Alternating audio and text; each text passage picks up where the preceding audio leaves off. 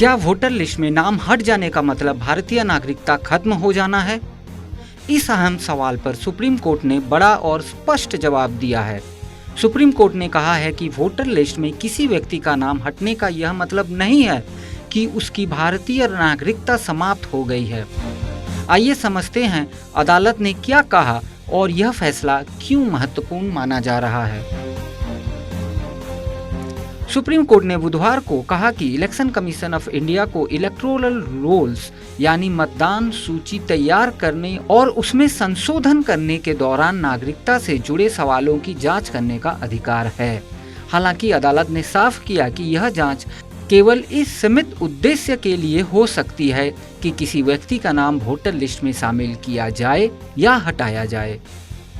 Court ने कहा कि जिन लोगों का नाम पहले से वोटर लिस्ट में मौजूद है उनके पक्ष में एक प्रारंभिक मान्यता काम करती है और किसी भी एक्सक्लूजन या इंक्लूजन की प्रक्रिया उसी को ध्यान में रखकर की जानी चाहिए।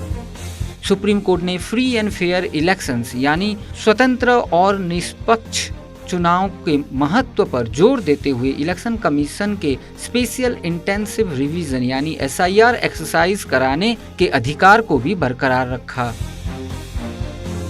लेकिन अदालत ने स्पष्ट रूप से कहा कि वोटर लिस्ट से नाम हटने का मतलब यह नहीं है कि व्यक्ति अपनी नागरिकता खो देता है। कोर्ट ने कहा अगर किसी नागरिक का नाम इलेक्टोरल रोल्स में नहीं है तो इसका यह अर्थ नहीं है कि वह अपनी नागरिकता साबित नहीं कर पाया। इसका मतलब केवल इतना हो सकता है कि इलेक्शन कमीशन नागरिकता को वेरीफाई करने में संतुष्ट नहीं हो पाया। सुप्रीम कोर्ट ने यह भी कहा कि पूरा SIR एक्सरसाइज जुडिशियल रिव्यू के दायरे में रहेंगे ताकि यह सुनिश्चित किया जा सके कि प्रक्रिया कानून और प्रोसीजरल फेयरनेस के अनुसार हो। अदालत ने कहा कि यदि किसी व्यक्ति द्वारा दिए गए दस्तावेज सामग्री भरोसेमंद नहीं लगती या संदेह पैदा करती हैं तो इलेक्शन कमीशन कानून के अनुसार एनरोलमेंट से इनकार कर सकता है या नाम हटाने की कार्रवाई शुरू कर सकता है। हालांकि कोर्ट ने दोबारा स्पष्ट किया कि वोटर लिस्ट में डिलीशन को सही संदर्भ में समझना चाहिए।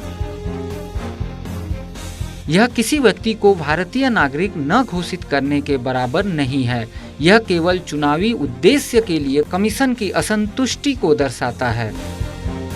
सुप्रीम कोर्ट ने कहा कि इस तरह के फैसले का प्रभाव केवल वोटर लिस्ट में शामिल होना और चुनावी प्रक्रिया में भाग लेने के अधिकार तक सीमित है।